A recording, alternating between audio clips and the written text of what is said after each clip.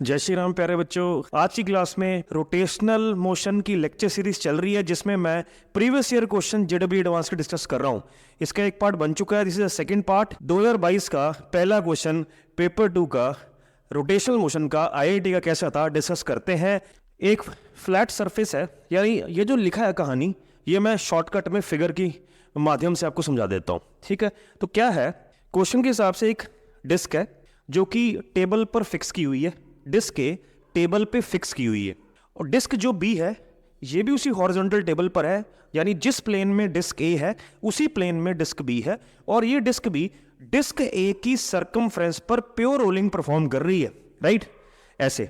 और इनिशियली इस disc B की इस एक्सिस के about angular velocity omega naught है और लीनियर स्पीड वी है, ये रोल कर रही है इसकी सरकमफ्रेंस पर।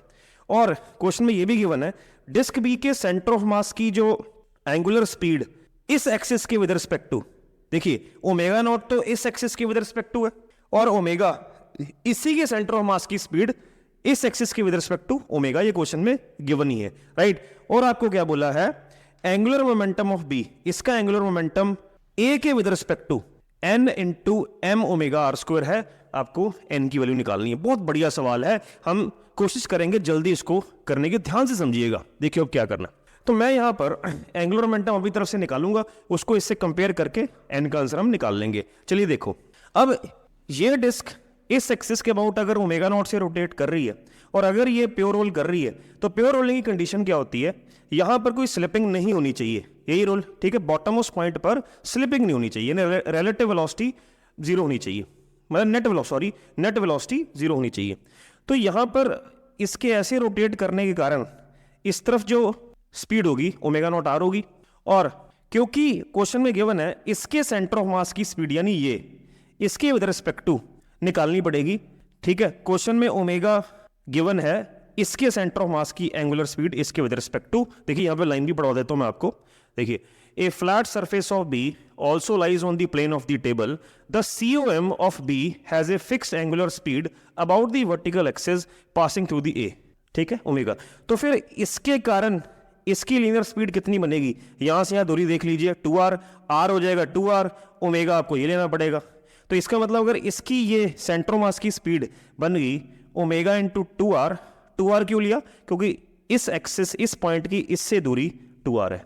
तो फिर इस डिस्क पर हर एक पार्टिकल की लीनियर स्पीड उतनी होगी जितनी सेंटर ऑफ मास की है, तो बॉटम मोस्ट पॉइंट की भी स्पीड सेम होगी, ओमेगा इंटू 2r।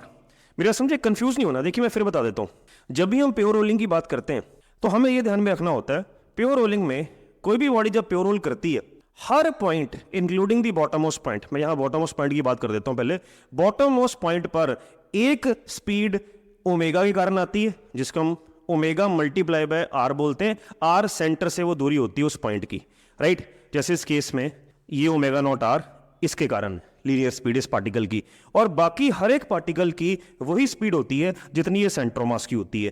क्वेश्चन में ये सेंटर ऑफ मास की स्पीड इसके विद रिस्पेक्ट टू हमें निकाली, कितनी आई, ओमेगा मल्टीप्लाई बाय 2r। ये ओमेगा नॉट नहीं लिया, कोई क्वेश्चन में ओमेगा दी है इसके विद रिस्पेक्ट टू। तो अब अगर ये प्योर रोल कर रही है, ओमेगा इंटू 2r और ये बराबर होने चाहिए, ये एक प्योर रोलिंग कंडीशन है। Therefore for pure rolling this must be equal to this. तो यानी ओमेगा नॉट की वैल्यू हमने इसके विद रिस्पेक्ट टू निकाल ली, ये आगे हम यूज करेंगे, दिस द फर्स्ट इक्वेशन, क्योंकि जो फाइनल आंसर है वो ओमेगा की फॉर्म में ही है। अब हम बात करते हैं एंगुलर मोमेंटम की। ध्यान रखना, हमने ये एंगुलर मोमेंटम इस पॉइंट के अबाउट निकालना है। अब यहां पर एक ब्रह्मास्त्र, एक सूत्र आपको देता हूं, ठीक है, एक मास्टर की आपको देता हूं, ध्यान से सुनिएगा। आपने बहुत सारे सवाल किए होंगे जिसमें आपने एंगुलर मोमेंटम निकाला होगा, लेकिन ये थोड़ा सा डिफरेंट सवाल है, और इस तरह के सवाल बहुत बार IIT पूछता है। जेई मेन में भी आपको पूछे जा सकते हैं, आपको नीट के स्टूडेंट हो तब भी ये मास्टर की आपको याद रखनी चाहिए। तो सुनिए ध्यान से, ब्रह्मास्त्र जो मैं देने वाला हूं, आंखें खोल लीजिए अपनी और ध्यान से मेरे को सुनिए।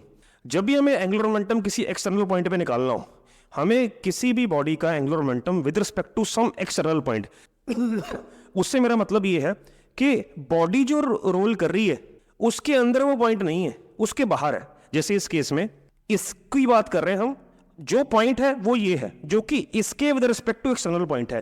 तब हमें एल वेक्टर कैसे निकालना होता है, किसी भी एक्सटर्नल पॉइंट पर। तो ये रोल करिए, दोनों तरह के एंगुलर मोमेंटम आएंगे, एक तो ICM multiply by omega C M, vector form में लिख रहा हूँ, plus R C M cross M V C M, ये लगाना आपको किसी भी एक्सटर्नल पॉइंट पर। तो देखिए ये I C M omega C M का मतलब है ये बॉडी की खुद की बात हो रही है। जब खुद की बात हो रही है तो omega C M basically omega naught की बात हो रही है, ये ध्यान रखना। तो डिस्क का सेंटर इसके अबाउट रोटेट कर रही है, कितना मोमेंट ऑफ इनर्शिया होगा M R square by 2। Omega C M omega naught है, ओमेगा नॉट कितना है 2 ओमेगा, डाल दिया। आर सी एम जो एक्सटर्नल पॉइंट है ये, वहां से उस पॉइंट तक की दूरी लेनी है, तो आर सी एम इस केस में यहां से यहां तक होगा कितना 2r, ठीक है, multiply by M. V C M obviously इसकी स्पीड इसके विद रिस्पेक्ट जो कि निकाली हुई है ओमेगा इंटू 2r, ठीक है प्यारे बच्चों। तो चलिए उसको सॉल्व करते हैं। तो ये बन गया 2mr स्क्वायर ओमेगा बाई 2, 2 2 या 4, 4mr स्क्वायर ओमेगा, इससे कट गया, कितना आ गया 5mr स्क्वायर ओमेगा। तो ये एंगुलर मोमेंटम निकाल लिया हमने, इसको कंपेयर कर लो। mr स्क्वायर ओमेगा का कोएफिशिएंट 10 है, n की वैल्यू कितनी हो जाएगी 5। This is the answer, I hope it is clear. तो ये एक बहुत बढ़िया सवाल था।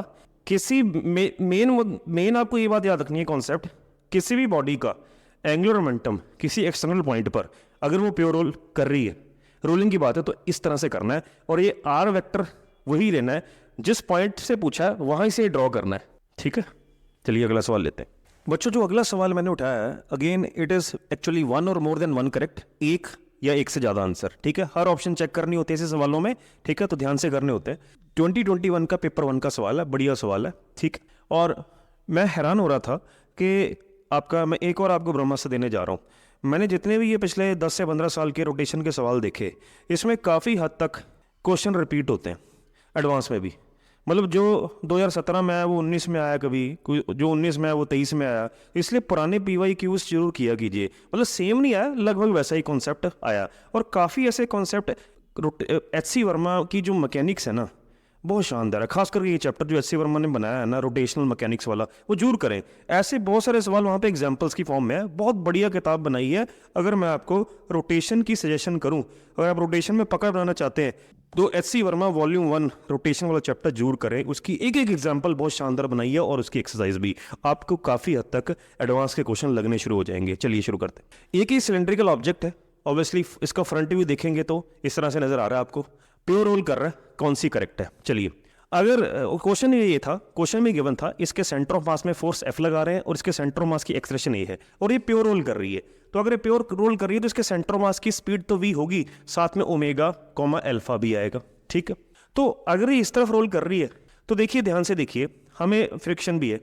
कभी भी ऐसे सवाल आए, हमें रोलिंग में फ्रिक्शन कंसिडर करनी होती है, ये ध्यान रखना, ठीक है। तो हमें फ्रिक्शन की डायरेक्शन मार्क करनी है।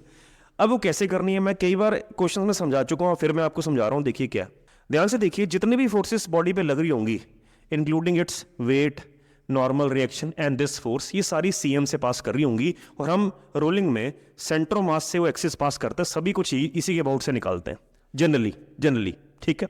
बाकी क्वेश्चन के हिसाब से हम पॉइंट बॉटम मोस्ट पॉइंट भी ले लेते होते। तो देखिए, FNMG सभी का लाइन ऑफ एक्शन CM से पास कर रहा है, तो इसका टॉर्क तो नहीं आएगा, तो फिर इसको घुमाओ इफेक्ट देगा कौन। यानी कहने का मतलब, अब ये फ्रिक्शन पीछे की तरफ लगती हुई, राइट, इसको सेंटर के अबाउट ऐसे टॉर्क देगी जिससे ये घूमना शुरू होगी, और साथ के साथ इस एक्सटर्नल फोर्स को अपोज भी करेगी। सिंपल हो गया, ठीक है। क्योंकि सेंटर ऑफ मास पे फोर्स लगाने के कारण ऑलरेडी उसके पास स्लाइडिंग है, तो जो अब स्लाइडिंग को कॉम्पनसेट करना है, तो हमसे चाहिए तो उसको रोटेशनल कंपोनेंट, तो उस हिसाब से हमने दिमाग लगाना है कि फ्रिक्शन अगर आगे लगती, राइट, तो वो स्लाइडिंग को और बढ़ा देती, जो कि हमें चाहिए ही नहीं। हमें तो क्वेश्चन में अगर कहा है कि रोल कर रही है, तो जो चीज़ मिसिंग है उसके हिसाब से फ्रिक्शन आगे पीछे मार्क करनी होती है। इसलिए सवाल में फ्रिक्शन पीछे ही आएगी, ताकि उसको रोटेशनल कंपोनेंट प्रोवाइड कर सके, क्योंकि linear component already external force F दे ही रही है उसको, ठीक है प्यारे बच्चों। इस लॉजिक से फ्रिक्शन पीछे मार्क करेंगे। तो चलिए, अब एक बार सॉलिड के केस में कर लेते हैं, एक बार हॉलो के केस में। ऐसे सवालों में 2 ही क्वेश्चन बनानी होती हैं, क्योंकि बार बार उसने मैक्सिमम एक्सलेरेशन पूछा है, हॉलो सिलेंडर की एक्सलेरेशन पूछा है, एक्सलेरेशन की बात हुई, तो करना क्या है, 2 इक्वेशन बनानी है। पहले इस पे F equal to M A लगाएं, इक्वेशन बनेगी F minus F is equal to M A, और टॉर्क केवल सेंटर के अबाउट फ्रिक्शन दे रही है। क्लॉकवाइज टॉर्क को पॉजिटिव मान लेते हैं, F into R is equal to I alpha, alpha is again a by R, तो F into R. Solid cylinder का moment of inertia M R square by 2, ये इससे कैंसिल, ये इससे कैंसिल, तो फ्रिक्शन की वैल्यू आ गई एम ए बाय 2, ठीक है। तो फ्रिक्शन की वैल्यू अगर हम म्यू एम जी डालें जो मैक्सिमम वैल्यू है, तो सॉलिड सिलेंडर की एक्सेलरेशन 2 म्यू जी आ रही है। मैक्सिमम ही पूछिए, मैक्सिमम के लिए मैक्सिमम वैल्यू फ्रिक्शन डाल दी 2 म्यू जी, तो बी पार्ट तो बन गया, राइट। अब ये जो सी पार्ट है इसमें एक लाइन और लिखी हुई थी कि जो फ्रिक्शन का मैग्नीट्यूड है क्या वो ऑलवेज यही होगा? ऑलवेज ना, ऑलवेज कहाँ होगा? जब हमें तो जितनी फ्रिक्शन जब तक चाहिए, जब तक स्लिपिंग खत्म नहीं होती बॉटम मोस्ट पॉइंट पे, तब तक फ्रिक्शन लगती है। तो ये तो मैक्सिमम वैल्यू फ्रिक्शन है, हमेशा थोड़ा ये रहेगी, ठीक है। जब हमें मैक्सिमम पूछी है तब हम इसको यूज करेंगे, तो ये बन नहीं सकता। हॉलो सिलेंडर की एक्सप्रेशन देख लेते हैं, वो दी हुई है F/2m की फॉर्म में, तो सेम इक्वेशन ही बन जाएंगी, बट फर्क क्या होगा? बस मोमेंट ऑफ इनर्शिया अलग होगा। Let me solve this. Moment of inertia hollow का mr² होता है इंटू a/r, r से r कट गया, F is equal to m में ये यहाँ डाल दीजिए, तो ये बन गया 2m में एक्सेलरेशन बन गई F/2m, ये बन रहा है जी, ठीक है जी। पहला देखें, for the same value f, अगर हम f सेम रखें तो a does not depend on whether it is solid and hollow, बिल्कुल डिपेंड करता है, ठीक है। सॉलिड और हॉलो दोनों में आंसर अलग अलग ही आ रहा है। इसमें F/2m आ रहा है, अगर आप इसका निकालें, इसकी वैल्यू इसमें डालें तो इसका 2/3 F/m आएगा। तो it depends, basically depends on the moment of inertia, end moment of inertia is dependent on मास। तो सेम वैल्यू f से कोई फर्क नहीं पड़ता, डिपेंडेंट है चीज। तो ये एक भी आंसर नहीं बनेगा, तो इसका आंसर बन गए B, D। आइए अगला सवाल देते हैं बच्चों। जो अगला सवाल है, अगेन ये पेपर 1 का सवाल है, मेरे हिसाब से ये 2022 का ही है, मैं लिखना भूल गया। तो ये भी इस तरह के भी सवाल मैंने देखे हैं, मेरी ऑब्जर्वेशन है पिछले 10 से 15 सालों में ऐसे सवाल भी बहुत आए हैं जिसमें एक ही क्वेश्चन में टॉर्क और एंगुलर मोमेंटम दोनों पूछ लिए गए, और वो भी वेक्टर फॉर्म में। तो ये ध्यान रखते हैं, तो ज़्यादा मुश्किल नहीं है। अगेन 1 और मोर देन 1 करेक्ट है, तो हमें डायग्राम बनाते हैं। एक पार्टिकल, इसका मास इतना है, इनिशियली रेस्ट पर है XY प्लेन में, जो भी सिचुएशन है उसके हिसाब से क्या कह रहा है यहाँ बना देते हैं। हमें XY प्लेन बनानी है, ये ओरिजिन है, इधर x दिया जी, इधर y दिया। इनिशियली पार्टिकल जो पड़ा था रेस्ट पर वो x इक्वल टू -L और y is equal to -h पे था। तो यहाँ x इक्वल टू -L होगा, कहीं यहाँ -h होगा, तो पार्टिकल यहाँ पड़ा इनिशियली। और क्वेश्चन में L की वैल्यू दी है 10 मीटर, H की वैल्यू दी है 1 मीटर, तो पार्टिकल यहाँ पर रेस्ट पर है। अब वो किसी टाइम 0 पर एक्सलरेट हुआ 10 की एक्सलेरेशन से पॉजिटिव x की तरफ, यानी यहाँ से वो बढ़ा आगे, और पॉजिटिव x की तरफ उसकी एक्सलेरेशन है 10 क्वेश्चन में। और उसके एंगुलर मोमेंटम को टॉर्क निकालना है, विद रिस्पेक्ट टू ओरिजिन निकालना है, और ये एक कोऑर्डिनेट सिस्टम बोला है कि I×J K मानो, ठीक है, स्टैंडर्ड कोऑर्डिनेट सिस्टम है। तो कह रहा था पार्टिकल अराइव्स एट ए पॉइंट L और -H, मार्क करो L पॉजिटिव और Y नेगेटिव, L पॉजिटिव यहाँ पर होगा और Y नेगेटिव यहाँ पर होगा। तो ये कोऑर्डिनेट्स बने L, -H। तो जब ये यहाँ पर पहुंचा, क्या ये 2 सेकंड में वहां पहुंच गया? चेक कर लेते हैं। ये पार्टिकल ने यहाँ से यहाँ दूरी कवर कितनी करनी है? अगर L 10 है तो ये भी 10 हुआ, 10 10 20, तो 20 मीटर डिस्टेंस इतनी कांस्टेंट एक्सेलरेशन से कवर किया। तो लगा दीजिए ut plus half AT square, rest से चला u0, S 20 कवर किया, half into 10 into T square 25, तो 2 सेकंड तो बनी गए जी। तो ये तो मक्खन मलाई सवाल था, तो पहला तो बनी गया, फर्स्ट ऑप्शन आपकी मैंने निकाल दी। सेकंड, क्या टॉर्क का मैग्नीट्यूड 2 है और डायरेक्शन k कैप है जब पार्टिकल कहाँ पहुंचता है? L, -H, यानी यहाँ पर देख लेते हैं। तो जब यहाँ पहुंचा इस इंस्टेंट पे टॉर्क कितना हुआ? हमारा टॉर्क होता है R×F वेक्टर फॉर्म में, या होता है force multiply by perpendicular distance. तो अगर इसको इस्तेमाल करेंगे फटाफट से आंसर आ सकता है। देखिए जब यहाँ पर पहुंचेगा फोर्स इधर ही होगी, जिस तरफ एक्सलेरेशन है उस तरफ फोर्स होगी, तो ये वाली फोर्स होगी, निकाल लेंगे m इंटू ए से। मास गिवन है आपको 0.2, एक्सलेरेशन गिवन है 10, सो 0.2 इंटू 10 2 न्यूटन फोर्स आ गई, ठीक है। तो इस फोर्स का टॉर्क इस पॉइंट के अबाउट, इसका लाइन ऑफ एक्शन पीछे खींच दो, यहां से परपेंडिकुलर ड्रॉप कर दो, ये आर परपेंडिकुलर, ये आर परपेंडिकुलर कितना है? 1 मीटर, सिंपल। ये आ गया 2 इंटू 1 2, सो मैग्नीट्यूड तो 2 आ गया। डायरेक्शन क्या होगी? R×F से कर लीजिए, ये सब जानते हैं राइट हैंड थंब रूल से।